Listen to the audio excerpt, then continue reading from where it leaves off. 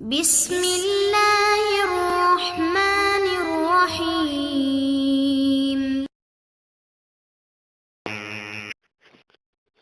اعوذ باللہ من الشیطان الرجیم، بسم اللہ الرحمن الرحیم۔ امید کرتا ہوں کہ تمام ناظرین خیریت سے ہوں گے اور میں آپ کی ہمیشہ خیریت کا طالب رہتا ہوں۔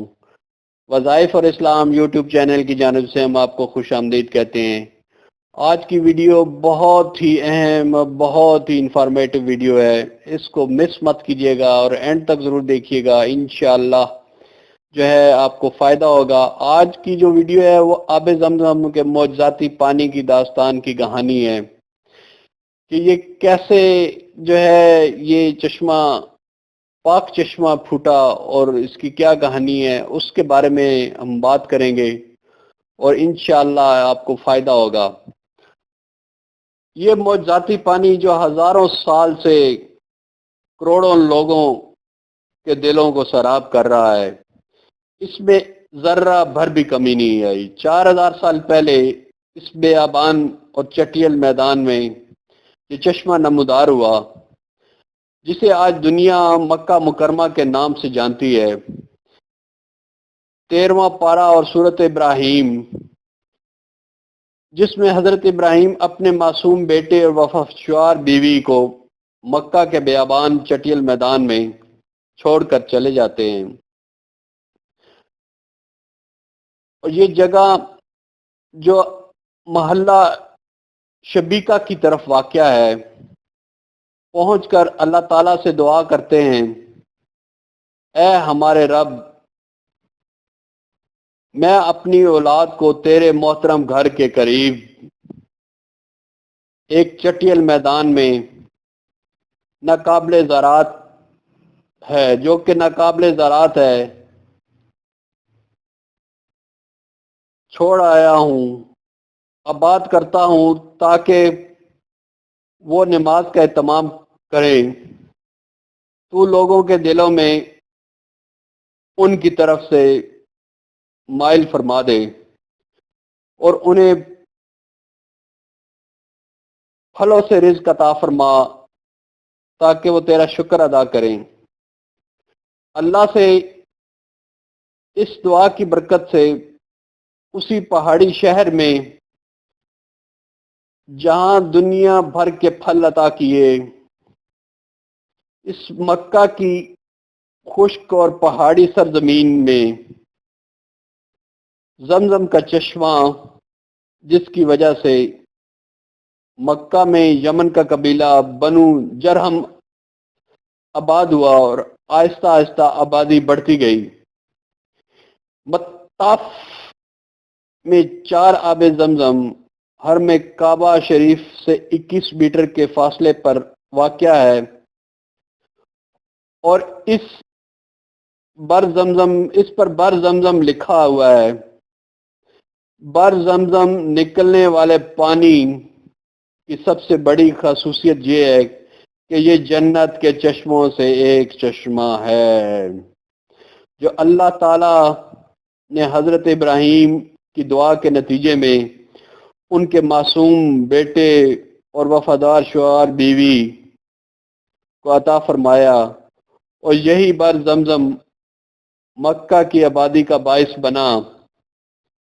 قبیلہ بنو جرہم شام جانے کی غرض سے نکلا تھا، جو راستہ بھول کر اسی طرف لوٹ آیا۔ مکہ کے نشیبی علاقے میں خیمہ زن تھا۔ ایک دن انہوں نے ایک آبی پرندہ فضا میں اڑتا دیکھا۔ وہ چٹیل بیابان میں اس آبی پرندے کو دیکھ کر حیران رہ گیا۔ تفتیش و تحقیق سے زمزم کے چشمے تک پہنچے تو حیران ہو گئے۔ حضرت ہاجرہ سے اس علاقے میں رہنے کی اجازت طلب کی، اور اجازت ملنے پر یہیں آباد ہو گئے۔ بر زمزم حرم شریف کے احاطے میں اللہ تعالی کی زندہ و جاوید نشانی ہے۔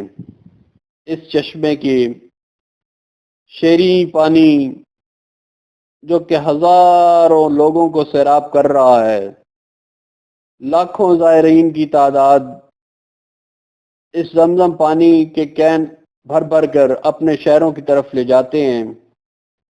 یہ پانی زمین سے سب سے مقدس اور محترم حصے میں واقع ہے اور روئے زمین پر سب سے عمدہ اور سب سے افضل اور خیر و برکت والا پانی ہے۔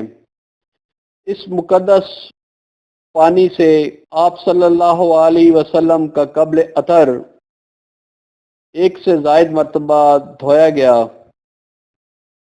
اس پانی کو اگر بھوک میں پیا جائے تو شکم سیری ہوتی ہے، بیماری میں پیا جائے تو دوا بن جاتا ہے اور دوا بن کر شفا دیتا ہے، اور اس کی سب سے بڑی خصوصیت یہ ہے کہ یہ کمزوروں کو طاقت بخشتا ہے۔ سبحان اللہ، اس حرم پاک کی رونقیں، اس حرم پاک کے آب زمزم کی کیا بات ہے۔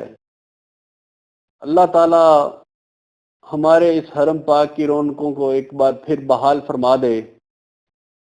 اس آب زمزم کی اتنے معجزات ہیں کہ سائنس بھی آج اس بات کو کہنے پہ مجبور ہو گئی ہے کہ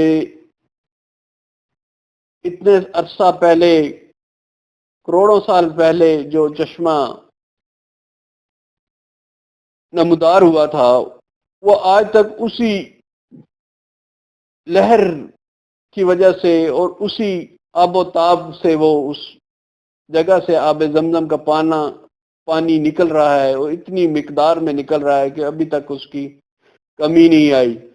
اور سائنس بھی اس بات پہ حیران ہے کہ اس قدر یہ پانی جو ہے معجزاتی ہے کہ یہ بیماری کے لیے پیا جائے تو بیماری دور ہو جاتی ہے، اور اس کو ایک خاص عرصے، بڑے لمبے عرصے تک بھی اگر یہ پڑا رہے تو اس پانی پہ کوئی ذائقے میں، کوئی اس میں فرق نہیں پڑتا۔